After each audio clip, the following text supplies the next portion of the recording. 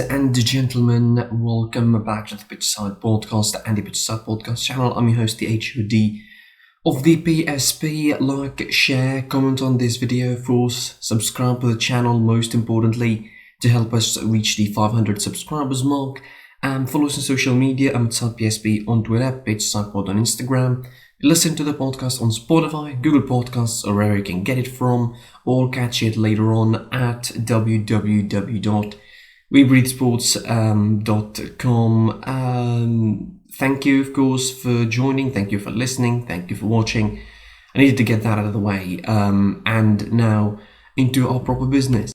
And the start of the big Sunday yesterday, of course, we're going to unpack a lot of things that happened on Sunday across Europe. And we're starting from Italy. In fact, it was the stacked Serie A round 15. Of course, 10 matches were all played yesterday. It kicked off with Inter bashing Crotone 6-2. Of course, they didn't start that strong, really. They were behind in 12 minutes. Inter, but then they managed to make the comeback. Of course, the first half actually ended 2-2, and it looked pretty hard at the first half, but in the second half, 4 goals courtesy of Lautaro Martinez, who scored twice, Lukaku, who scored and made a couple of assists, as well as Achraf Hakimi, made it 6-2 for Inter. An important result of epic proportions, I would say, for Antonio Conte. Every match is and every result is for Antonio Conte, but I think this one, and the kinds of this one, of course, the likes of Crotone and these results that may seem like a banana skin for Inter to slip on, specifically that they don't have European football, so everybody looks at them like proper favourites to win Serie A and to have the Serie A title in back. So again, it's important for Inter to keep the challenge, to keep the race going, and to keep, of course, behind the top table in their local rivals AC Milan. Spezia lost to Verona, of course, 1-0. Talking about beautiful goals, by the way, in that game for Verona. Zaccagni scored a beautiful overhead kick. Like, I don't know, I don't want to say this, but it might be even better than Ronaldo's one against Juve. I mean, you go check it out, you tell me. Like, it's not just about a cross and then go hitting a double head. Like, it is, first of all, it's further than Ronaldo's. It's almost from outside the box by Zaccagni. I mean, it's beautiful, just beautiful. Go check it out.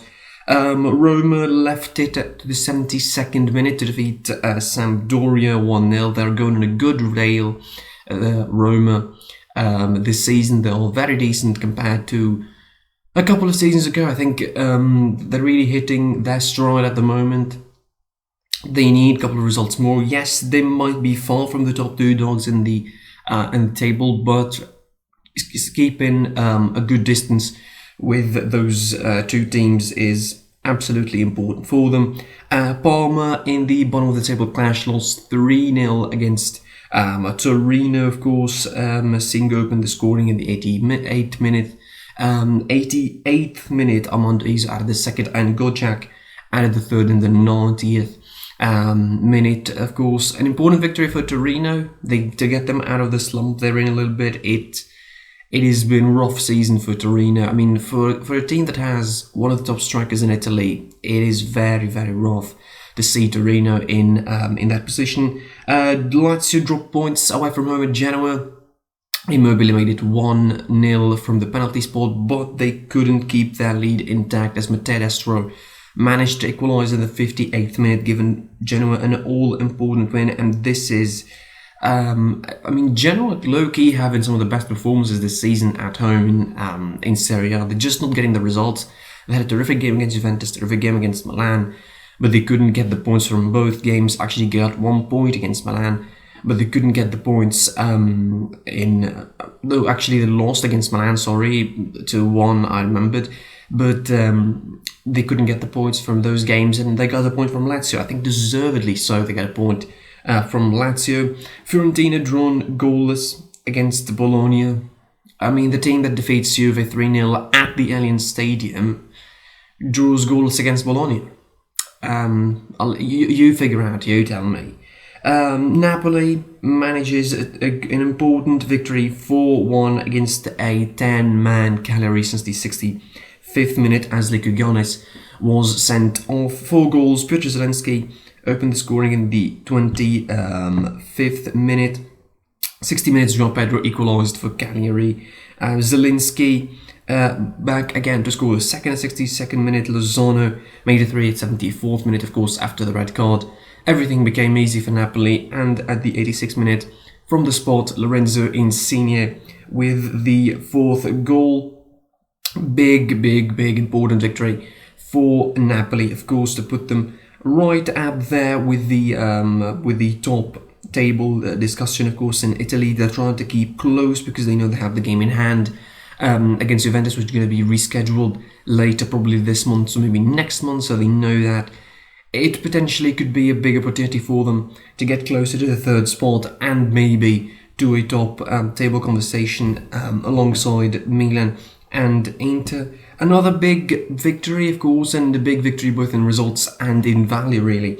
It is Atalanta defeated Sassuolo 5-1. I was interested, really, to see this game. I thought it was between two sides that are very exciting, and Atalanta just I think I'm not going to say it was a one-sided game, because that is quite a stretch to say that it was a one-sided game, because far from that. But looking at how the game went, Atalanta deserved the win all day long. They were the most dangerous side. Obviously, two sides like Atalanta and Sassuolo, both are open, both are really offensive, both like to excite, both like to play very entertaining football. And in the end, it was Atalanta with the most entertaining football, and they were the side who got the win. 5-1, of course. Duvan Zapata scoring twice, Matteo Pessina scoring, Gosens scoring, and Luis Muriel making it 5 later on, while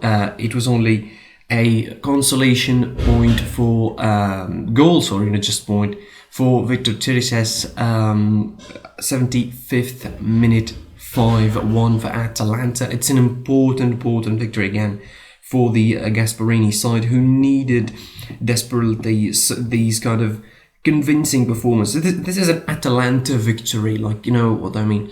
This is an Atalanta victory, a typical Atalanta victory in the last couple of seasons, where they play entertaining football and they score for it. Of course, the bad part about all of this, as usual, is the fact that there was no Gomez to be seen on the side. The guy is out of favour. He's going to be leaving. I mean, if he doesn't leave in the next transfer window, it is, I don't know what is wrong with the world, and I don't know why the teams do not think about him, but I genuinely consider him out of that club by January. He's not staying any longer in Atalanta. His fallouts with Gasperini have been too much to handle, probably, and it looks like Atalanta are going to lose a magician. In my opinion, they're going to be losing a big player in Papu Gomez, a guy that, again, we discovered late, I would say. He only blossomed the last couple of seasons to the media or the public perception, really, but definitely deserving of a bigger club. Not a big club. I mean, it's not disrespect for Atalanta, but he deserves now a chance to have some time and show his wizardry, really. The links have been numerous to Arsenal, to Milan, to Inter in place of Eriksen. I mean, there's a whole lot of options, really, to go. Again, I have this wild idea in my mind, I don't know why, that Eriksen is going to go to Atalanta and Gomez is going to go the other way around to Inter. You tell me. This could happen, but we'll wait and see. Moving on, and the last couple of games, of course, the head-to-head clashes on Wednesday between Milan and Juventus. And I mentioned it yesterday, and I said no room for errors. There is absolutely no room for errors as far as Milan and Juve are concerned, and indeed it was. No room for error for both, as Milan managed a hard 2-0 victory against Benevento. 10 men going from the 33rd minute. Frank Kessie made it 1-0 from the penalty spot at 15th minute. Tonali, this was sent off midway through the first half. The game was really rough for Milan afterwards, I think, but they managed to score the second. Rafael Leao, 4 minutes into the second half, making it 2-0, of course, and Benevento missed the penalty, by the way. despite clearly being the best and the better team in the game. I mean, this was, as I expected, it was a tough test for AC Milan, but they managed to get through.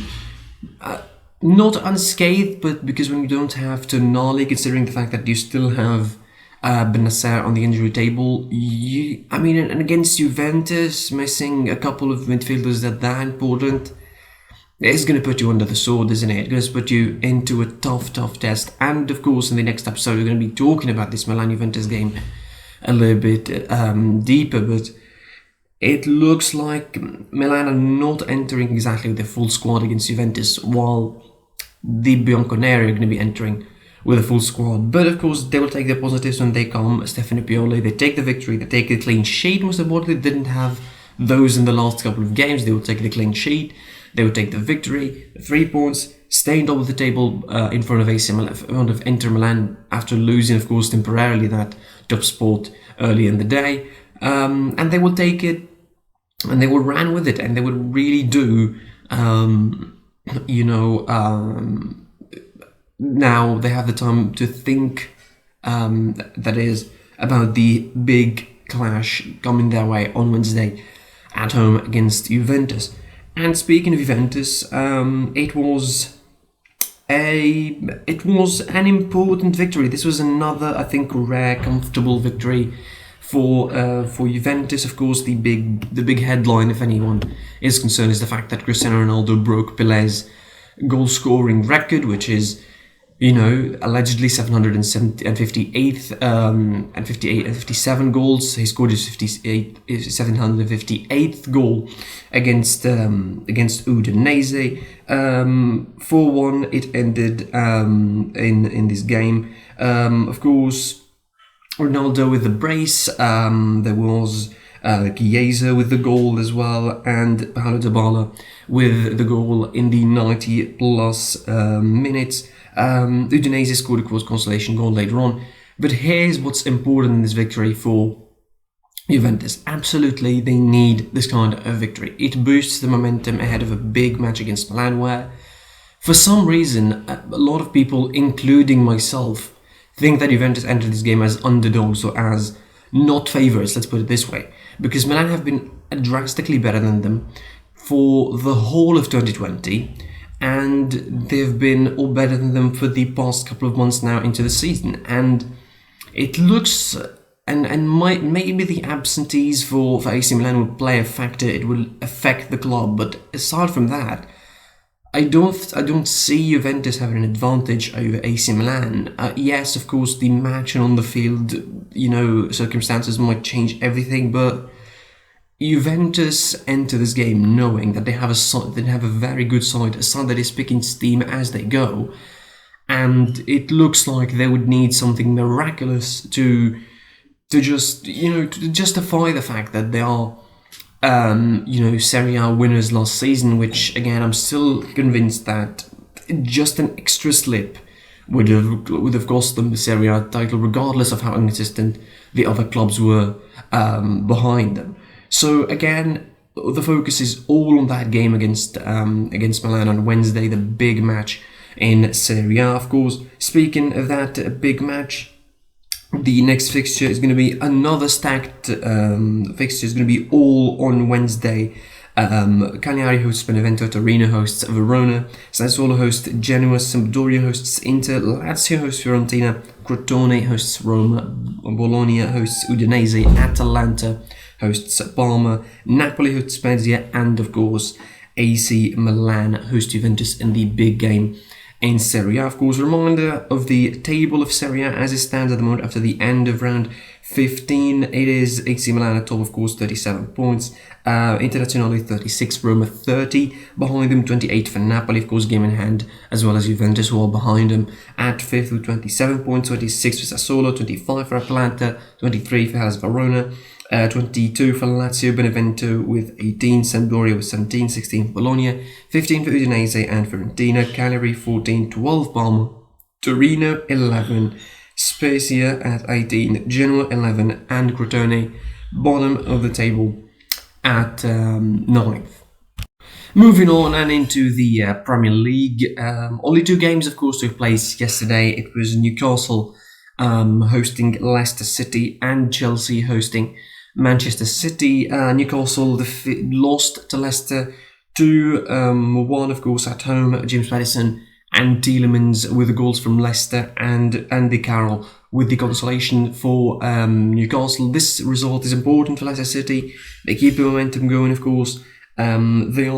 They keep in close chase, of course, at the top of the table. They are third currently with 1 point behind both United and Liverpool. Of course, the catch here is that United and Liverpool have a game in hand. Actually, Liverpool, of course, play Southampton today on Monday, and United have another game to look forward to after they played after they played Aston Villa, of course, on Saturday. Leicester City, again, keeping the momentum going and having another good performance, another great performance. Maybe their title credentials are bigger this season. Maybe they will have bigger ambitions of a top 4, even a title race. I mean, they're still going on, of course, and a bad result for Liverpool is probably going to reinforce this kind of feeling that, yeah, Leicester City are into the title race. In fact, you could stretch this title race, in my opinion, as far as West Ham, really. I mean, 7 points between Liverpool at the top and West Ham at 10th. It just gives all those teams, of course, a chance to finish at top 4. Premier League is so unpredictable this season. Like, there's no consistency for any club. Like, even Liverpool at the top are very, very inconsistent, and they're way below the standards they set for the last couple of seasons. So any club that wins a couple of games in a row find themselves top of the table, find themselves second, 1 point behind Liverpool, find themselves in the top 4, and there's just going to be a lot of changes and a lot of turmoil in this season in the Premier League, and that is good for the viewer, of course. For me as a viewer, I would love to see a competitive spirit. I would love to see a competitive season. I still believe Liverpool are going to win it just because the others are too inconsistent. Like, they are a tad bit inconsistent than the others, than Liverpool themselves. But it looks that it's not going to be the walk in the park that Liverpool wanted. It never was, and it never will be this season. I tell you whose walk in the park was for. It was Man City at the Stamford Bridge, defeating Chelsea 3-1. Now, I mentioned this game, I talked about it in the review, of course, so you can check it out. I don't want to elaborate more than what I said there, but it was sad. Again, it was sad. It put Lampard in such a dangerous place now. And for a man who is a proven legend, who is an absolute legend at the club. Like, don't get me wrong, Frank Lampard is a legend at Chelsea.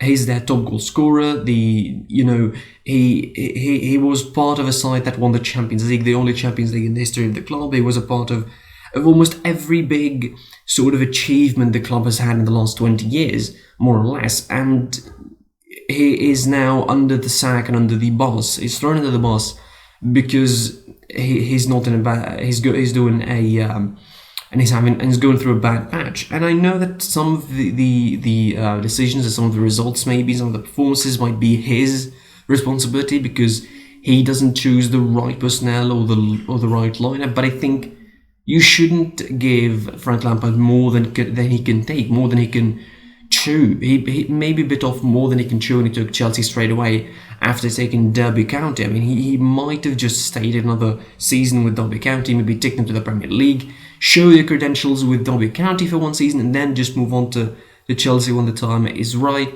The board rushed to sign him, and he had a decent first season, finished top 4, but the second season hasn't been exactly that good. And I argue that he had a better season without the extra spending than what he did now, because again, the players that he brought completely flopped at the moment. Timo Werner, Kai Havertz, aside from Hakim Ziyech, and I think moderately, I would say, compared to the others, he's a successful signing. But I think Werner and Havertz are completely out of the element at the moment. They still didn't find their feet in the Premier League. I don't know, it will take them another while to adapt, but I think 17 fixtures, I think, are enough to adapt for these guys. Again, the problems that Chelsea had against City, and this is a side that everybody expected to be depleted, everybody expected to be sort of unfit, but it looks like they took advantage of what they had during the forced break, sort of because of the COVID situation. They prepared the game against Chelsea really well. They sort of made the tactical adjustments that they needed, starting with Rodri and Gundogan further forward this time, not just as a proper box-to-box or a central midfielder or someone who can do defensive jobs. Gundogan, again, probably being one of the best players in the game, and that is appropriate when he plays in the right tactic and the right position. No centre forward, of course, no Gabriel Jesus and Aguero on the side, given Man City a lot of freedom, a lot of movement. Kevin De Bruyne in particular was terrific. I mean, the guy maybe didn't have the best of seasons, but I think he can still pick up himself. He can still deliver some magic for Manchester City when it counts. So that's it for the Premier League. I'm not going to talk a lot. Again, I mentioned most of what I want to say in the review really yesterday. Again, you can check it out.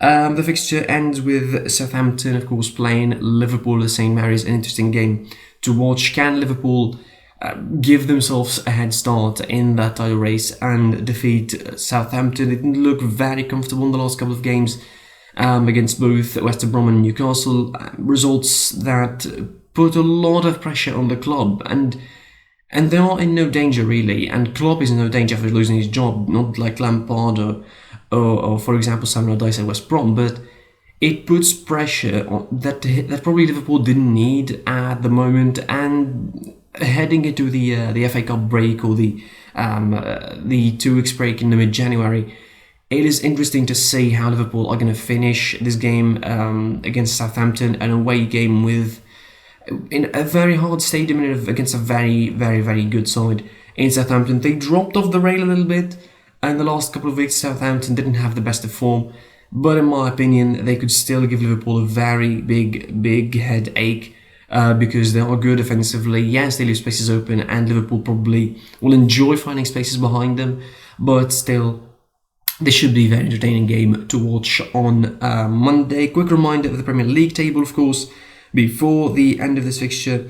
Liverpool, of course, with the game in hand, 33 points, 33 as well for United, joint top. Leicester City with 32 points, 29 for both Tottenham and Man City, with City, of course, having a game in hand, 2 games in hand, in fact. Everton, 29 points. Aston Villa 26 as well as Chelsea, Southampton and West Ham. Arsenal 23 for Leeds, 22 for Wolverhampton, 22 for Crystal Palace, 19 for Newcastle, 16 for Burnley at 16th, 14 for Brighton at 17th, and in the bottom conversation, Fulham 11, 8 for West Brom and 2 points for Sheffield United. Now in Spain, of course, the 4 matches were played in the round 17 of La Liga. Of course, it kicked off with Athletic Club defeating Elche 1-0 by Ike Muniain's goal. And then, of course, Atletico Madrid found another way to win and to bring points away from home against Alaves, a side that managed to defeat both Barcelona and Real Madrid this season. Loses to arguably the best side in the league at the moment. I mean, I would say inarguably, not just arguably, inarguably Atletico Madrid are the best side in La Liga at the moment. A 2-1 victory, very important 2-1 victory really. They went ahead thanks to Marcos Llorente in the 41st minute, and they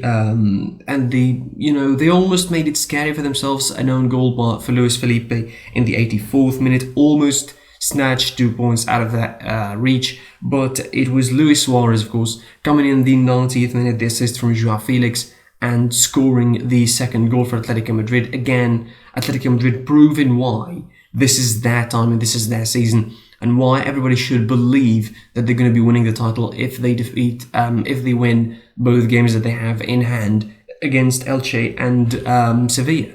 So I'm on that bandwagon. I believe Atletico Madrid are going to be winning the La Liga title. I don't think there's any kind of discussion that could be had now where you don't say Atletico Madrid are going to be winning. I'm seeing too much inconsistency for Real Madrid, and I know that Real Madrid are on a good run. Like, they're not doing bad, but they're going to be inconsistent. And we saw this in a couple of games where they get the results by the skin of their teeth and by, and basically by counter-attacking their way through it in the last couple of minutes. I mean, and it happened in 3 games at least. But comparatively, I would say Atletico Madrid are a way better side this season. They found new ways to defend, they found new ways to attack, they became more of a unit. A lot of players have improved. Joao Felix, Thomas Lemar, Marcus Llorente have improved this season. The change of formation has really suited them. It given them pretty much all the momentum they needed. Yannick Carrasco, also a player with incredible improvement this season. So I have to say, and I'm inclined to say that Atletico Madrid are going to be winning the title this season. This is, I don't know how I'm going to say it. Is it a spoiler? Is it a prediction? Is it a sort of, betting? Okay, what I'm trying to say is Atletico Madrid, in my opinion, they're going to be doing it. They're going to be winning the title this season. There's no discussion about it. I'd rather see, the inconsistency that Real Madrid, I'm talking about Real Madrid, again, it's not in terms of the result, it will be in the performances. And that inconsistency in performances would cause inconsistency in results, definitely. And it would give them a lot of issues, a lot of problems heading into the business end of the season again, and the Champions League knockout stages and what have you. So in my opinion, once and for all, I'll probably say this, Atletico Madrid are going to be the champions of Spain this season, no debate about it. Real Sociedad, who a couple of months ago, really, 5-6 weeks ago, we were talking about them as top of the table. Could they do it? Could they not do it? Could we see an outsider? Dropping points against Osasuna and regressing really bad. Again, I expected that. I really expected them to regress. I expected them not to stay a lot at the top of the table, and that's exactly what happened, really. Despite the fact that they were the side with more possession, the side that had the more shots, the more chances overall, they couldn't make up for it, and they ended up saving actually 1 point because they went behind to Osasuna. They're still third, but they are 8 points behind Atletico Madrid, despite being, again, the only side in the Liga that played their all matches. They played all the fixtures that they have, and it really shows that they don't have the endurance probably necessary to get into the title picture. Hopefully for them, they would play for Champions League spot for next season. Eibar defeated Granada 2-0. Of course, Eibar on a string of good performances. Really, they deserved that. I think after a couple of great matches, the draw against Barcelona was I think very encouraging for them, and thus they continued on that way and they defeated Granada 2-0 despite missing a penalty. Granada, a side who are really have been doing decent this season. They have been on a decent form with Granada. They are sitting at 7th. They're not that far from European places. And Eibar, of course, who are slightly creeping behind on the table at 11th with 19 points.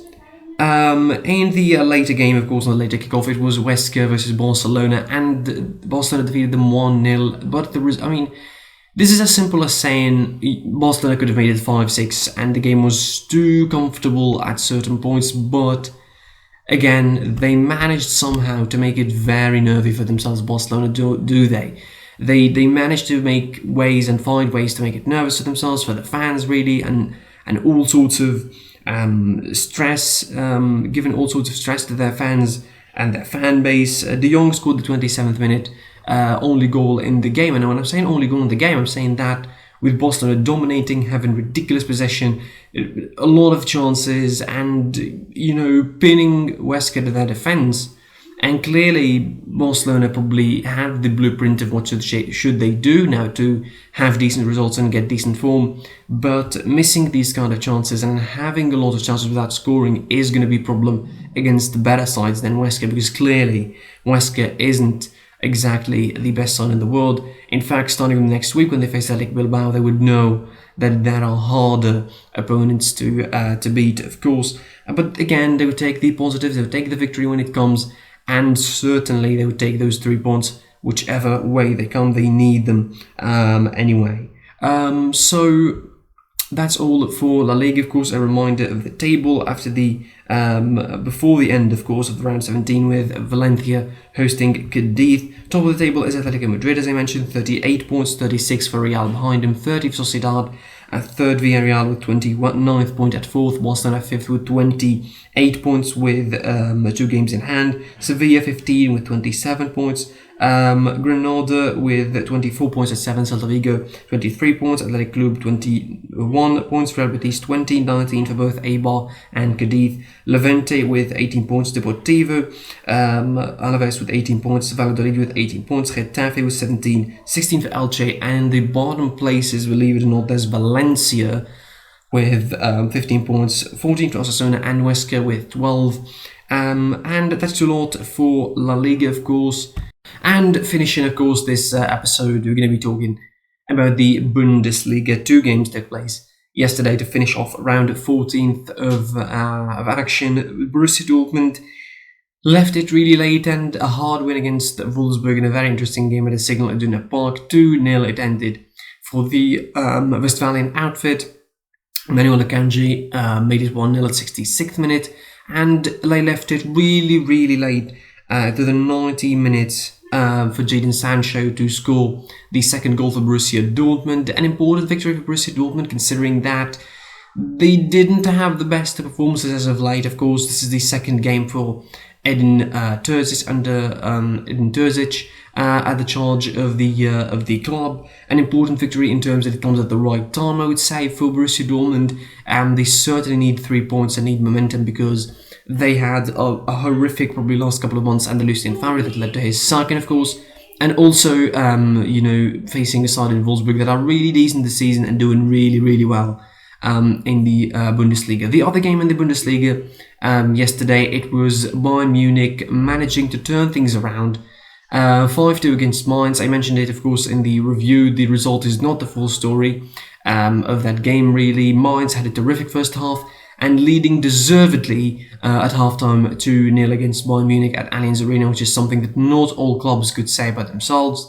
And then, of course, Bayern didn't start the second half as well strong, but when they got momentum going on their side, they scored 5 goals past mind and smashed their opponents to guarantee a victory in this game. Of course, Kimmich scoring, Lewandowski scoring twice, Sané and Süle scoring the 5 goals for Bayern Munich, giving them an important victory to get them back on top and to keep them on top of the table. 33 points at the top, above Leipzig and above, of course, Leverkusen, who lost yesterday. Again, it's playing with fire for Bayern at the moment. They're not necessarily putting a lot of of great performances in the first half of the games, really. This is the 8th game in a row they find themselves trailing, and this is even worse because they found themselves trailing 2-0, and I didn't have doubt that Bayern would come back, but I had doubt if they would win, considering some of the performances that they had as of late and the couple of games that they had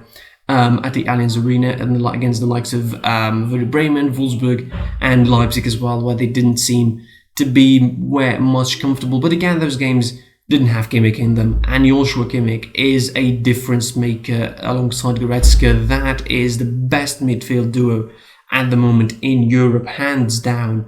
And how much difference Goretzka and Kimmich together could make in that midfield. I think Bayern still need a couple more players in the transfer window to strengthen some position. A second right back, I would say. Bouna Sarr, he's not cutting the mustard anymore. The evidence is that when he took out Pavard, he put Kimmich on right back and didn't introduce Bouna Sarr as a straight replacement. That shows how less of a faith he has in Bouna Sarr. Sané scoring is a good sign, of course, returning, I think, to good form after the events of the last game against Bayer Leverkusen, and when he was subbed on and subbed off, and it looked like a sort of a humiliation for him, but it is not. And Bayern Munich, again, 3 points, 5 goals, and starting the new year with a bang in the Bundesliga. Table of the Bundesliga, of course, before the next round, which Bayern Munich start against Mönchengladbach on Friday. What a game that is to look forward to on Friday. Bayern Munich, of course, top of the table, as I mentioned, 33 points above Leipzig, 31 points, Bayer Leverkusen 28 points, 25 for Borussia Dortmund, 24 for Union Berlin and Wolfsburg, 21 for Borussia Mönchengladbach, Eintracht Frankfurt with 20 points, as well as Freiburg, 19 for Augsburg, 18 for Stuttgart, 16 for Hertha Berlin, 15 for Hoffenheim, 14 for Werder Bremen, Köln with 11 points, Arminia Bielefeld, Schalke, Mainz, with 6 points, and Schalke with 4 points at the bottom in the relegation places. That's it for this episode. Like, share, comment on this video, subscribe to the channel, of course, enable notifications to receive all the updates possible. I'm at SidePSP on Twitter, PitchSide on Instagram. Follow me on social media there, Spotify, Google Podcasts, or wherever you can get it from. Listen to the podcast there, or catch it on www.weebreesports.com. I was your host, the HOD of the PSP, and until the next video, goodbye.